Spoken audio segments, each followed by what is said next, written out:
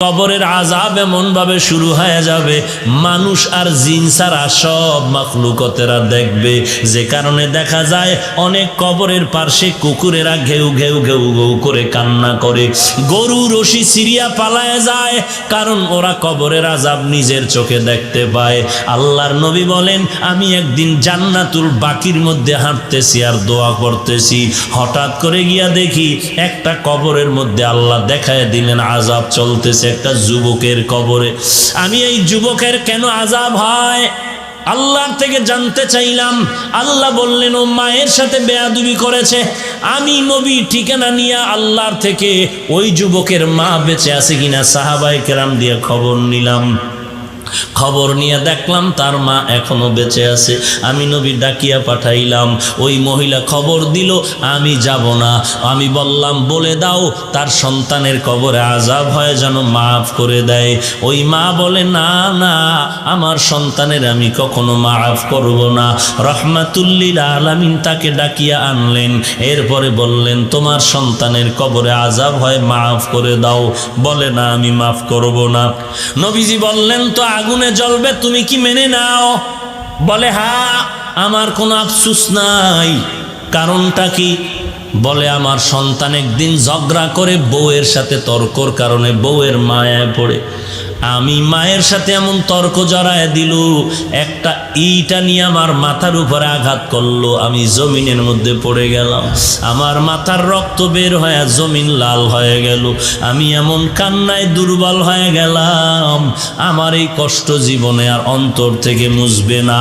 আমার সন্তানের কোনো ক্ষতি হোক এটাও আমার জানারও দরকার নাই। নবী তো রহমাতুল লিল আলামিন। আল্লাহর নবী বলেন সাহাবাদেরকে তাড়াতাড়ি কেরোসিন আর লাকড়িয়ানো আগুন জ্বালাইয়া উপরে উঠাইয়া সন্তানের জ্বালায় দিব। নবী যখন আগুন জ্বালায়, নবী তাকায় দেখে মহিলার চোখ থেকে পানিগুলো বের হয়ে গেল। ডাক দিয়ে কয়, ও নবী, আমার সন্তানের এই আগুনে জ্বালাইবেন না। আমার সন্তান হাজারো যদি অন্যায় করে, আমি নিজের চোখে তাকাইয়া সন্তানের কষ্ট সহ্য করতে পারবো না। এরে নবীর উম্মতের দল, আল্লাহর নবী বলেন, আল কবরু রাউযাতুম মির রিয়াজিল জান্নাহ আও হুফরাতুম মিন হুফারিন নার। এরে নবীর উম্মতের দল, আল্লাহর মুহাব্বত নিয়ে তওবা করে নাও। আল্লাহ তাআলা বলেন, কত বড় বড় বেঈমানকেও তো আমি আল্লাহ ক্ষমা করে মাফ করে দিয়েছি। তোমরা অন্যায় যদি করিয়া থাকো, চোখের পানি ছেড়ে কান্না করো, তওবা করো। আল্লাহর নবী বলেন, গাভীর ওলান থেকে দুধ বের করে ভেতরে যেমন ঢুকানো আর সম্ভব না, যারা আল্লাহর মহাব্বতে তওবার নিয়তে গুনার ভয়ে চোখের পানি ছেড়ে কানবে, ওই বান্দাকে আর জাহান্নামে দেওয়াও সম্ভব হবে না। এরে বান্দা, আমি আল্লাহ তোর কাছে আছি, কি দরকার বল। দুনিয়াওয়ালারা চাইলে বেজার হয়, আমি আল্লাহ না চাইলে বেজার হই, কারণ দুনিয়ার সবাই স্বার্থপর, অভাবী। আমি আল্লাহর কোনো অভাব নাই, কোনো স্বার্থ নাই। আমি আল্লাহর কাছে চাও, আলা মিন মুস্তাগফিরিন ফাগফির আলাহ। কে গুনাহ করেছো ক্ষমা চাও, আমি আল্লাহ ক্ষমা করে দিব, কারণ আমি আল্লাহ চাই না কেউ জাহান্নামে যাবে। কারণ বান্দা তুই এতটাই যে দুর্বল, ওই যে জমিন থেকে 9,30,00,000 মাইল উপরের সূর্যের গরম সহ্য করতে পারো না। এই সূর্যটা হাসরের ময়দানে যদি মাথার উপরে চলে আসে, সহ্য করতে পারবি না। আমি আল্লাহর কাছে তওবা কর, দরজাটা খুলে রাখছি। কুল ইয়া ইবাদিয়াল্লাযীনা আসরাফু আলা আনফুসিহিম লা তাকনাতু মির রাহমাতিল্লাহ। আমার রহমতের বিস্তারিত জায়গা, বিশাল চাদর বিছায় দিলাম। কত বড় বড় বড় বড় বেঈমানকেও আমি আল্লাহ মাফ করেছি। ওরে বান্দা, তোরা তো আখিরি নবীর উম্মত, ওই নবীর মোহাব্বতে আমি আল্লাহর কাছে ক্ষমা চাই না, আমি ক্ষমা করে দিব। ও আল্লাহ, আমার মতো গুনাহগার কেউ নাই, নিজেকে ছোট মনে করো। এরে আল্লাহর বান্দা, দুনিয়ার ভিক্ষুকেরা মানুষের দ্বারে দ্বারে ঘুরে আর ভিক্ষা করে। অনেক ভিক্ষুক চালাকি করে, বলে মা থাকলেও বলে আমার মা নাই, বাবা থাকলেও বলে বাবা নাই, বাড়ি থাকলেও বলে বাড়ি নাই। একজনে ধরিয়াই কয়, তোর মা বাবা আছে, আমি জানি তুই নাই নাই কেন বললি? ভিক্ষুক বলে, ভাই কথাটা ফ্লাশ করো না, কারণ আমি জানি মালিকের দরওয়াজায় দাঁড়াইয়া নাই নাই নাই যত বেশি বলা যাবে মালিকের দিলটা নরম হবে। আল্লাহ বলেন, ও দুনিয়ার মানুষ, আজকে তোরে বাড়ির মালিক, গাড়ির মালিক, সন্তানের মালিক বানায় দিলাম, আসলে এগুলো কিচ্ছু তোরে স্থায়ী না। আমি মাওলার দরবারে যদি বিনয়ের সাথে বলো, আল্লাহ আমার বাড়ি, আমার ঘর, আমার টাকা, আমার ছেলে, আমার মেয়ে, আমার গাড়ি, আমার সব আসলে আমার কিছুই না। আমার টাকা নাই, বাড়ি নাই, ঘর নাই, এমনকি আমার মরণের পরে কবরের জায়গাটাও আমার না। আমার বাড়ি বাড়ি যা বললাম, আমার মরণের পরে আমার গায়ের জামাটা ছেলে খুলে রাখবে, বেলেট দিয়া কেটে রাখবে, বৃষ্টির মাঝেও আমার লাশটা রাস্তায় ফালায় রাখবে, দরজা আটকায় রাখবে, বাঁশবাগানে আমার লাশটা ফেলে দিবে। একদিন দুদিন কান্নার পরে আর খবর নিবে না, বরং মরণের পরে জানাজার আগেই মনের মধ্যে জায়গা বাড়িঘর ভাগ করার পরিকল্পনা শুরু হয়ে যাবে। ওই কবরে আমাকে একা ফালায় রাখবে, 3টা সাদা কাফনের আমাকে বাসিন্দা বানায়া, আর কেউ কবরে খবর নিবে না। আল্লাহর নবী বলেন, ওই কবরে খবর নেওয়ার জন্য 4টা বন্ধু তুমি সঙ্গে নিতে পারো। ক্বালান নবিয়্যু সাল্লাল্লাহু আলাইহি ওয়া আলিহি ওয়াসাল্লাম, إذا وزع الميت في قبره جاء القرآن عند رأسي والصلاة عن يميني والصيام عن شمالي وسائر الحسنات عند رجلي। আল্লাহর নবী বলেন, উম্মতের দল অন্ধকার কবরে রেখে যাওয়ার পর 2জন ফেরেশতা আসবে প্রশ্ন করার জন্য। মাথার কিনারায় যখন আসবে, 4টা বন্ধু চারদিক দিয়া দাঁড়ায় যাবে আর বলবে, প্রশ্ন করার জন্য ফেরেশতারা আসবি না? আরামে ঘুমাইছে, বান্দাকে আরামে ঘুমাইতে দাও, দুনিয়াতে ঘুমাইতে পারে নাই।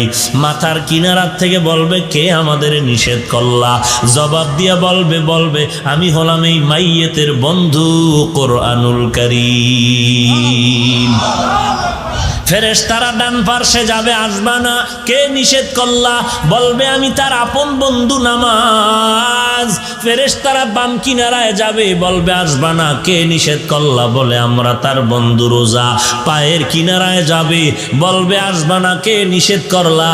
বলে বান্দার যাবতীয় নেক আমল, দস্তারখানের আমল, মেসওয়াকের আমল, টুপির আমল, দাড়ির আমল। কতক্ষণ তোমরা থাকবা? বলে আমাদের এই মাইয়াতকে জান্নাতে ঢুকায়া দেওয়া পর্যন্ত থাকবো। এরে নবীর উম্মত, আর এই 4 বন্ধু যদি তোমার সাথে না নিয়ে যাও, ফেরেশতা প্রশ্ন করবে, রবের পরিচয় দাও, মার রব্বুক ওমা দীনুক, ধর্মের পরিচয় দাও, রাহমাতুল লিল আলামিনের পরিচয় দাও। তুমি তো ধর্ম কি জিনিস জানতাই না, ধর্ম কাকে বলে তাও ভালো করে চেনো না। স্লোগানে তালে তালে তাল মিলায় বলো, ধর্ম যার যার উৎসব সবার। তোমার নিজের যে একটা নিজস্ব ধর্ম আছে তার খবরই নাই। তোমার যে একজন আল্লাহ আছে, সে আল্লাহর সাথে কোনো সম্পর্ক নাই। তোমার যে রাহমাতুল লিল আলামিন আছে, সেই ব্যাপারে তোমার খবর নাই। আল্লাহ তাআলা বলবেন, আর দেরি না করিয়া কবরের সাথে জাহান্নামের দরজাটা খুলিয়া দাও। জাহান্নামের আগুন কবরটা ভরে যাবে। 1টা নয়, 2টা নয়, 70 থেকে 99টা সাপ কবরে আসবে। ইয়াহাবু লিমান ইয়াশাউ ইনাসান ওয়া ইয়াহাবু লিমান ইয়াশাউ যুকুর আও ইউযাওবিজুহুম যুকরানাও ওয়া ইনাসা ويجعل من يشاء عقيما إنه عليم قدير।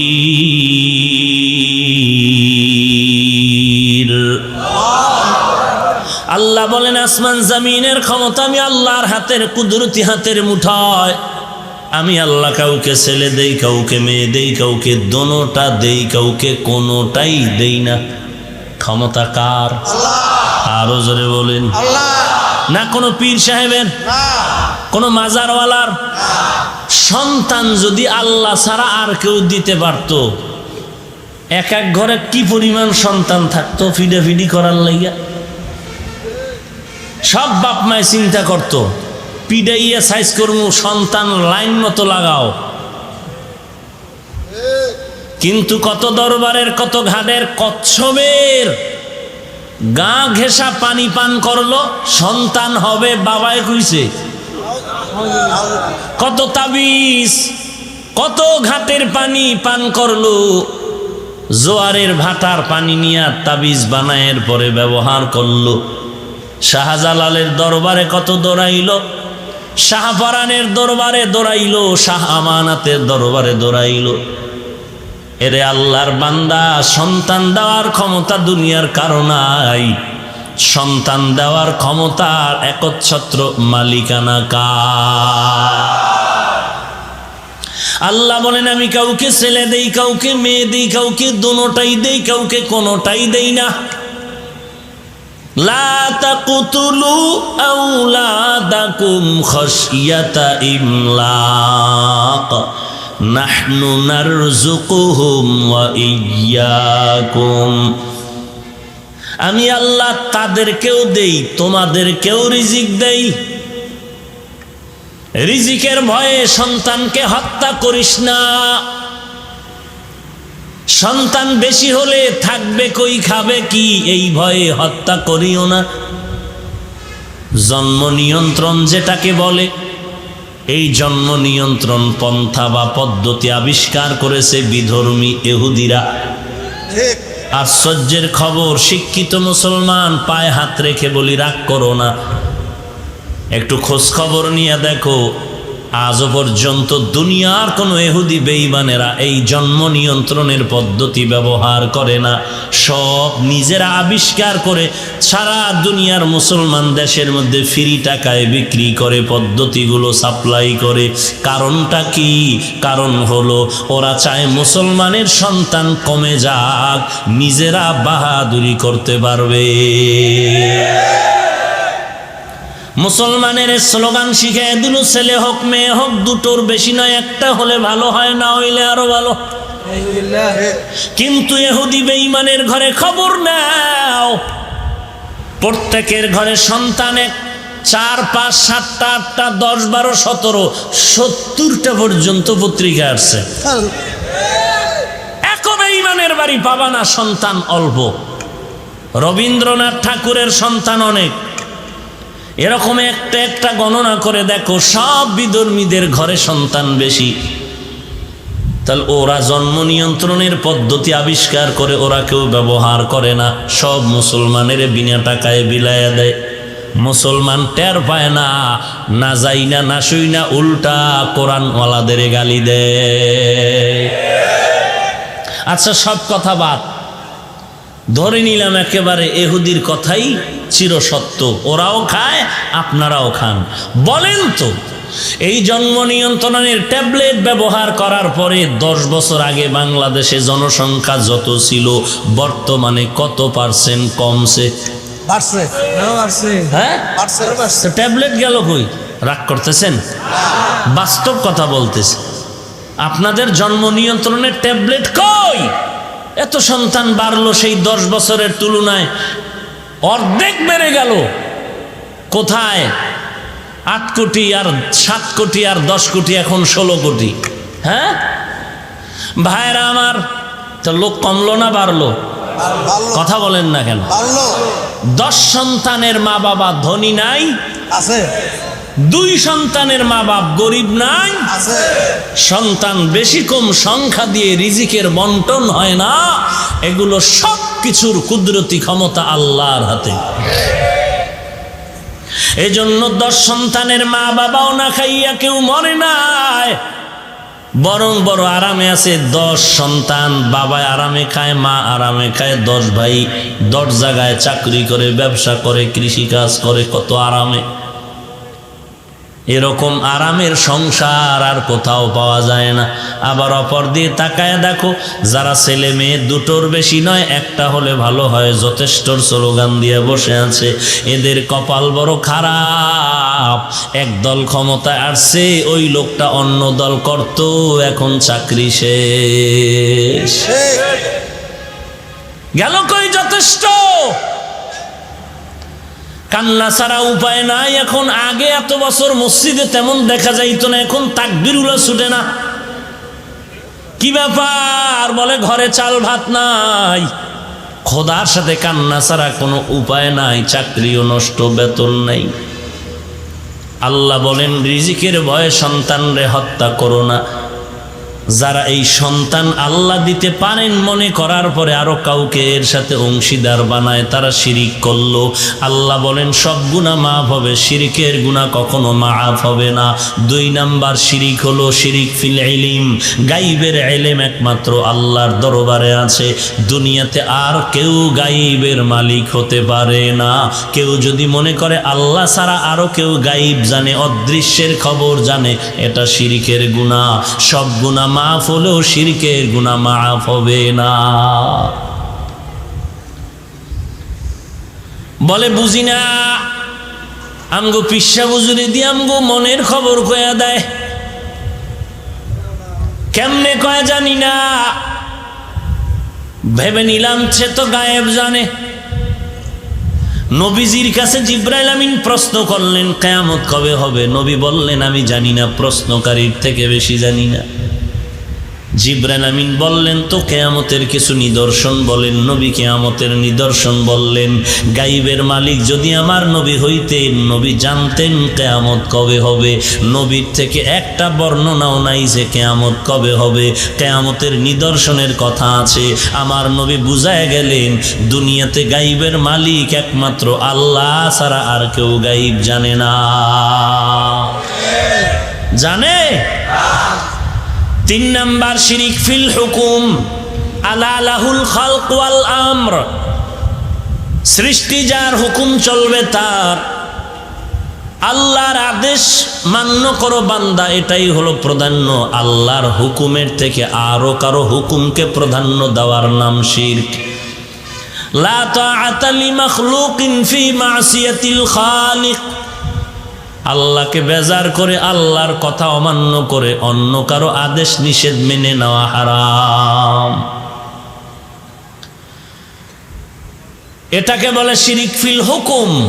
আল্লাহর হুকুমের থেকে অন্য কারো হুকুমকে প্রাধান্য দেওয়া শিরিক। পীর সাহেবের হুকুম মানবো, আল্লাহরটা মানি না মানি জানি না, জাহান্নামে গেলে যাব। নাউযুবিল্লাহ। এরকম বহু আশেকের রাসূল এই জমিনে আছে। ভাইরা আমার, 4 নাম্বার শিরিক ফিস সামঈ ওয়াল বাসারি। সবকিছু দেখেন, সবকিছু শুনেন একমাত্র কে? আল্লাহ। আপনি দিলে দিলে কি ভাবতেছেন কে জানেন? আল্লাহ। কারে মারার জন্য পরিকল্পনা করতেছেন কে জানেন? আল্লাহ। একমাত্র আল্লাহ, আর কেউ এর সাথে অংশীদার নাই। মনে করলেই শিরিক। সব গুনাহ মাফ হলেও শিরকের গুনাহ মাফ হবে না। 5 নাম্বার শিরিক ফিল ইবাদাত। আল্লাহ ছাড়া আর কেউ ইবাদতের সিজদা পাবে? বলেন, ইবাদতের সিজদা পাবেন একমাত্র আমার আল্লাহ। আল্লাহ ছাড়া আর কাউকে সিজদা দেওয়া যাবে না। যে কোনো উপায় ঘুরাইয়া ফিরাইয়া যাই করো না কেন, সিজদার মালিক আল্লাহ। অন্য কাউকে সিজদা দেওয়ার নাম হলো শিরকের গুনাহ। সব গুনাহ মাফ হলো, শিরকের গুনাহ মাফ হবে না। যারা আমরা গুনাহ করেই ফেললাম, আমাদের উপায় কি? আল্লাহ তাআলা বলেন উদউনি আস্তাজিব লাকুম। বান্দা ডাক দাও, আমি আল্লাহর কাছে ক্ষমার জন্য ডাক দাও, আমি আল্লাহ তোমার ডাকের জবাব দেওয়ার জন্য তৈয়ার। ওয়া ইযা সাআলাকা ইবাদি আন্নী ফাইন্নী করিব উজিবু দাওয়াতাদ দাঈ ইযা দাআন ফালইস্তাজিবু লি ওয়াল ইউমিনু বি وَلْيُؤْمِنُوا بِي لَعَلَّهُمْ يَرْشُدُونَ।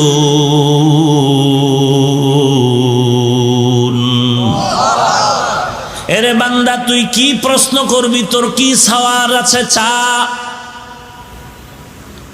এরে বান্দা, আমি আল্লাহ তোর কাছে আছি, কি দরকার বল। দুনিয়াওয়ালারা চাইলে বেজার হয়, আমি আল্লাহ না চাইলে বেজার হই। কারণ দুনিয়ার সবাই স্বার্থপর, অভাবী। আমি আল্লাহর কোনো অভাব নাই, কোনো স্বার্থ নাই। আমি আল্লাহর কাছে চাও, আলা মিন মুস্তাগফিরিন ফাগফির আলাহ। কে গুনাহ করেছো ক্ষমা চাও, আমি আল্লাহ ক্ষমা করে দিব, কারণ আমি আল্লাহ চাই না কেউ জাহান্নামে যাবে। কারণ বান্দা তুই এতটাই যে দুর্বল, ওই যে জমিন থেকে 9,30,00,000 মাইল উপরের সূর্যের গরম সহ্য করতে পারো না। এই সূর্যটা হাসরের ময়দানে যদি মাথার উপরে চলে আসে সহ্য করতে পারবি না। আমি আল্লাহর কাছে তওবা কর দরজাটা খুলে রাখছি। কুল ইয়া ইবাদিয়াল্লাযীনা আসরাফু আলা আনফুসিহিম লা তাকনাতু মির রাহমাতিল্লাহ। আমার রহমতের বিস্তারিত জায়গা, বিশাল চাদর বিছায় দিলাম।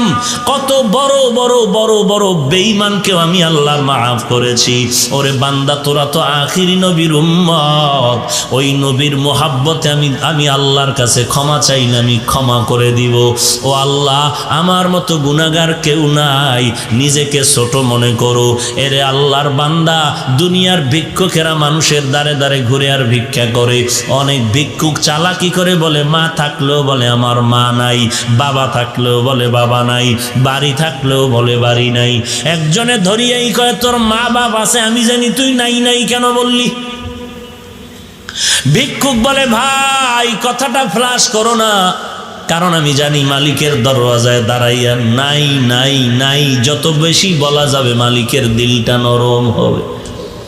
আল্লাহ বলেন ও দুনিয়ার মানুষ, আজকে তোরে বাড়ির মালিক, গাড়ির মালিক, সন্তানের মালিক বানায় দিলাম, আসলে এগুলো কিচ্ছু তোরে স্থায়ী না। আমি মাওলার দরবারে যদি বিনয়ের সাথে বলো আল্লাহ, আমার বাড়ি, আমার ঘর, আমার টাকা, আমার ছেলে, আমার মেয়ে, আমার গাড়ি, আমার সব আসলে আমার কিছুই না। আমার টাকা নাই, বাড়ি নাই, ঘর নাই, এমনকি আমার মরণের পরে কবরের জায়গাটাও আমার না। আমার বাড়ি বাড়ি যা বললাম, আমার মরণের পরে আমার গায়ের জামাটা ছেলে খুলে রাখবে, বেলেট দিয়া কেটে রাখবে, বৃষ্টির মাঝে আমার লাশটা বা রাস্তায় ফালায়া রাখবে, দরজা আটকায়া রাখবে, বাঁশবাগানে আমার লাশটা ফেলে দিবে। একদিন দুদিন কান্নার পরে আর খবর নিবে না, বরং মরণের পরে জানাজার আগেই মনের মধ্যে জায়গা বাড়িঘর ভাগ করার পরিকল্পনা শুরু হয়ে যাবে। ওই কবরে আমাকে একা ফালায় রাখবে, 3টা সাদা কাপনের আমাকে বাসিন্দা বানায়া, আর কেউ কবরে খবর নিবে না। আল্লাহর নবী বলেন ওই কবরে খবর নেওয়ার জন্য 4টা বন্ধু তুমি সঙ্গে নিতে পারো। ক্বালান নবিয়্যু সাল্লাল্লাহু আলাইহি ওয়া আলিহি ওয়াসাল্লাম, إذا وزع الميت في قبره جاء القرآن عند رأسي والصلاة عن يميني والصيام عن شمالي وسائر الحسنات عند رجلي। আল্লাহর নবী বলেন উম্মতের দল অন্ধকার কবরে রেখে যাওয়ার পর 2জন ফেরেশতা আসবে প্রশ্ন করার জন্য।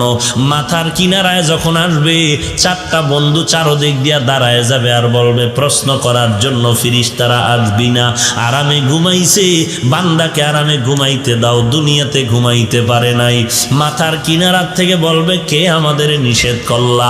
জবাব দিয়া বলবে আমি হলাম এই মাইয়েতের বন্ধু কোরআনুল কারীম। ফেরেশতারা ডান পার্শ্বে যাবে, আসবা না, কে নিষেধ করলা? বলবে আমি তার আপন বন্ধু নামাজ। ফেরেশতারা বাম কিনারায় যাবে, বলবে আসবা না, কে নিষেধ করলা? বলে আমরা তার বন্ধু রোজা। পায়ের কিনারায় যাবে, বলবে আসবা না, কে নিষেধ করলা? বলে বান্দার যাবতীয় নেক আমল, দস্তারখানের আমল, মেসওয়াকের আমল, টুপির আমল, দাড়ির আমল। কতক্ষণ তোমরা থাকবা? বলে আমাদের এই মাইয়াতকে জান্নাতে ঢুকায়া দেওয়া পর্যন্ত থাকবো। এরে নবীর উম্মত, আর এই 4 বন্ধু যদি তোমার সাথে না নিয়ে যাও, ফেরেশতা প্রশ্ন করবে রবের পরিচয় দাও, মার রব্বুক ওমা দীনুক, ধর্মের পরিচয় দাও, রাহমাতুল লিল আলামিনের পরিচয় দাও। তুমি তো ধর্ম কি জিনিস জানতাই না, ধর্ম কাকে বলে তাও ভালো করে চেনো না। স্লোগানে তালে তালে তাল মিলায় বলো ধর্ম যার যার উৎসব সবার। তোমার নিজের যে একটা নিজস্ব ধর্ম আছে তার খবরই নাই। তোমার যে একজন আল্লাহ আছে সে আল্লাহর সাথে কোনো সম্পর্ক নাই। তোমার যে রাহমাতুল লিল আলামিন আছে সেই ব্যাপারে তোমার খবর নাই। আল্লাহ তাআলা বলবেন, আর দেরি না করিয়া কবরের সাথে জাহান্নামের দরজাটা খুলিয়া দাও। জাহান্নামের আগুন কবরটা ভরে যাবে। একটা নয়, দুইটা নয়, 70 থেকে 99টা সাপ কবরে আসবে। এরে নবীর উম্মতের দল, নবী বলেন এই কবরের আযাব এমন ভাবে শুরু হয়ে যাবে, মানুষ আর জিন ছাড়া সব মাখলুকতেরা দেখবে। যে কারণে দেখা যায় অনেক কবরের পাশে কুকুরেরা ঘেউ ঘেউ ঘেউ ঘেউ করে কান্না করে, গরু রশি সিরিয়া পালায় যায়, কারণ ওরা কবরের আযাব নিজের চোখে দেখতে পায়।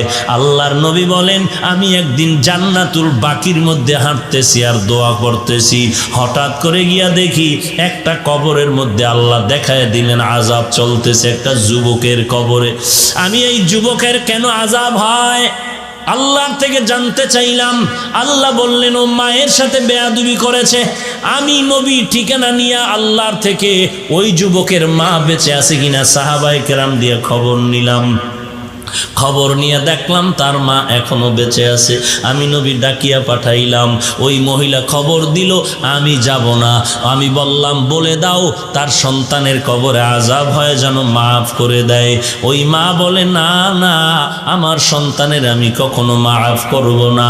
রহমাতুল লিল আলামিন তাকে ডাকিয়া আনলেন, এরপরে বললেন, তোমার সন্তানের কবরে আযাব হয়, মাফ করে দাও। বলে, না, আমি মাফ করব না।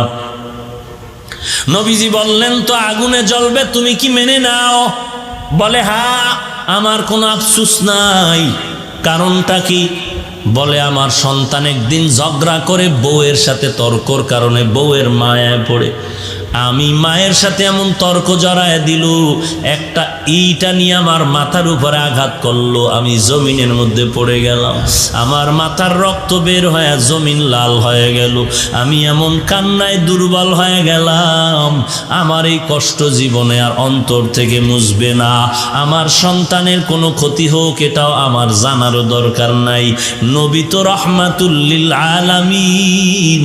আল্লাহর নবী বলেন সাহাবাদেরকে তাড়াতাড়ি কেরোসিন আর লাকড়িয়ানো আগুন জ্বালাইয়া উপরে উঠাইয়া সন্তানের জ্বালায় দিব।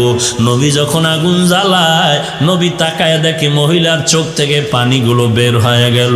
ডাক দিয়ে কয়, ও নবী, আমার সন্তানের এই আগুনে জ্বালাইবেন না। আমার সন্তান হাজারো যদি অন্যায় করে, আমি নিজের চোখে তাকাইয়া সন্তানের কষ্ট সহ্য করতে পারবো না। এরে নবীর উম্মতের দল, আল্লাহর নবী বলেন, আল কবরু রাউযাতুম মির রিয়াজিল জান্নাহ আও হুফরাতুম মিন হুফারিন নার। এরে নবীর উম্মতের দল, আল্লাহর মুহাব্বত নিয়ে তওবা করে নাও। আল্লাহ তাআলা বলেন, কত বড় বড় বেঈমানকেও তো আমি আল্লাহ ক্ষমা করে মাফ করে দিয়েছি। তোমরা অন্যায় যদি করিয়া থাকো, চোখের পানি ছেড়ে কান্না করো, তওবা করো। আল্লাহর নবী বলেন, গাভীর ওলান থেকে দুধ বের করে ভেতরে যেমন ঢুকানো আর সম্ভব না, যারা আল্লাহর মহাব্বতে তওবার নিয়তে গুনার ভয়ে চোখের পানি ছেড়ে কানবে, ওই বান্দাকে আর জাহান্নামে দেওয়াও সম্ভব হবে না। অতএব আল্লাহর কাছে তওবা করো। হে মালিক, এই ময়দানে কেউ আমাকে চিনে না, জানে না আমি কার সন্তান, কার ভাই। ও আল্লাহ, তুমি তো জানো এই ময়দানের মধ্যে আমার মতো গুনাহগার মনে হয় আর কেউ নাই। গুনার কারণে দেখি আমার হাত না পাক, আমার জিহ্বা না পাক, আমার অন্তর না পাক। ও আল্লাহ, এই অন্যায়গুলো যদি আমার কেউ সামনে করতো, আমি তাকে লাথি মেরে তাড়ায় দিতাম। ও দয়ার মালিক, এত বড় বড় গুনাহ করার পরে তুমি একবারও রাগ করে পানি বন্ধ করো নাই, বাতাস বন্ধ করো নাই। ও আল্লাহ, তুমি সূর্যের আলো বন্ধ করো নাই। আজকে ময়দানে হাজির হয়ে গেলাম তওবার জন্য। কতবার আজান শুনলাম, মসজিদে গিয়ে নামাজ আদায় করলাম না, ঘাড় তারামি করে চলে গেলাম। কত আলেম কত বুঝাইলো, তাদের সাথে আমি উল্টা পাল্টা ব্যবহার করলাম। ও আল্লাহ, আজকে তওবা করতেছি, জীবন চলে গেল, গুনাহের কাছেও যাব না, নামাজ ছাড়ব না, মা বাবাকে কষ্ট দিব না। এরে যুবক, আল্লাহর গোলাম, তোমার মতো যুবক যুবক, আজকে তাকায় দেখো অধিকাংশ ক্ষেত্রে যুবকের চতুর্দিকে লাশ আর লাশ, মরণের কবর। আবার তাকায় দেখো তোমার মতো যুবক স্কুল কলেজে লেখাপড়া করে, নামাজের সময় এক ওয়াক্ত নামাজ বাদ দেয় না। তোমার মতো যুবক কোটি টাকার ব্যবসা করে, 1 টাকাও হারাম খায় না। তোমার মতো যুবক ড্রাইভারি করে, কৃষি কাজ করে, শ্রমিকের কাজ করে, নামাজ বাদ দেয় না। তোমার মতো যুবক র্যাব, আর্মি, পুলিশ, বিডিআরের চাকরি করে, একটু নামাজ বাদ দেয় না। তুমি কেন পারবা না রে ভাই? আল্লাহর দরবারে তওবা করে নাও, একটু কষ্ট করে নামাজ চালু করো, দেখবা 1 সপ্তাহ পরে নামাজ না পড়লে মনটা খারাপ লাগবে। অভ্যাস করে নাও, না পারলে বারবার আল্লাহর কাছে তৌফিক চাও। আর কোনো ভালো আল্লাহওয়ালা যদি পাও, যাদের দোয়া কবুল হওয়ার মতো দিল সাক্ষী দেয়, এমন আল্লাহওয়ালার থেকে একটু দোয়া নিওয়ার বলিও, হুজুর আমার জন্য দোয়া করবেন, আমি যেন 5 ওয়াক্ত নামাজ পড়তে পারি ঠিক মতো। মনটা চায় পড়তে, কিন্তু মাঝে মাঝে যাই, মাঝে মাঝে যাইতে পারি না। এরে আল্লাহর বান্দা, সব লাইনে তোমার মতো নামাজি বান্দা থাকলে তুমি কেন পারবা না? আল্লাহর কাছে তৌফিক চাও, তওবা করো, আল্লাহ আর গুনাহের কাছেও যাব না, আর নামাজ ছাড়বো না, দেশ ও জাতির বিরুদ্ধে কোনো ষড়যন্ত্র করব না, আলেম ওলামাদের সাথে বেয়াদবিমূলক কোনো আচরণ করব না, বিরোধিতা করব না, গীবত শাকায়াত করব না। তওবা করার যদি খাস নিয়ত থাকে, মুনাফিকি যদি না থাকে, খাঁটি তওবার নিয়তে দুটো হাত আল্লাহকে দেখায়া দাও। আয় আল্লাহ সবার হাত কবুল করে নেন। আয় আল্লাহ আমাদের তওবা কবুল করে নেন। তওবার উপরে মজবুত হয়ে চলার তৌফিক দান করেন। আয় আল্লাহ গুনাহের প্রতি ঘৃণা জমায়ে দেন, নবীর তরিকা মতে চলার তৌফিক দান করেন। আমিন। আলহামদুলিল্লাহি রাব্বিল আলামিন। والصلاة والسلام على سيد الأنبياء والمرسلين وعلى آله وأصحابه أجمعين يا أرحم الراحمين يا أرحم الراحمين يا أرحم الراحمين رب ارحمهما كما ربياني صغيرا رب ارحمهما কামা রব্বায়ানি সগীরা। ও দয়ার মালিক, কুদরতের নজর দিয়ে দেখেন ময়দানে কত উলামায়ে কেরাম হাজির। আয় আল্লাহ কত সাদা দাড়িওয়ালা মুরব্বী হাজী সাহেবরা হাজির। আয় আল্লাহ কত চাকরিজীবী, কত ব্যবসায়ীরা আপনার দরওয়াজায় হাত তুলেছেন। কত যুবক, কত ছাত্র ভাই, ছোট ছোট বাচ্চা, মাদ্রাসার ছাত্র, পর্দার আড়ালের কত মা বোনেরা। ও আল্লাহ আমরা সবাই গুনাহগার, জাহান্নামের আসামি। আপনার দরওয়াজায় তওবার নিয়তে হাত তুলে ফেলেছি রে আল্লাহ। দয়ার নজরে আমাদের জীবনের সব গুনাহগুলো মাফ করে দেন। আয় আল্লাহ আজকের মাহফিল কবুল করে নেন।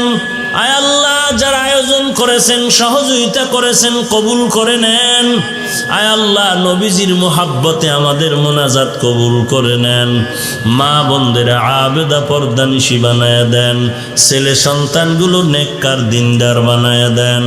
আয় আল্লাহ একজন আর আমিন খালি হাতে ফিরাইয়া দিয়েন না। 5 ওয়াক্ত নামাজি বানায়া দেন। নবীর সুন্নতের আমলওয়ালা জিন্দেগি দান করেন আল্লাহ। কোরআন ও হাদিসের ইলমের নূর দিয়া সিনাটা ভরপুর করে দেন। আয় আল্লাহ প্রত্যেকের সিনার মধ্যে হেদায়েতের বাতি জ্বালায়া দেন আল্লাহ। আয় আল্লাহ প্রত্যেকটা মা বাবাকে নেককার সন্তানের মা বাবা হওয়ার তৌফিক দান করেন। সারা দুনিয়ায় শান্তির ব্যবস্থা করে দেন।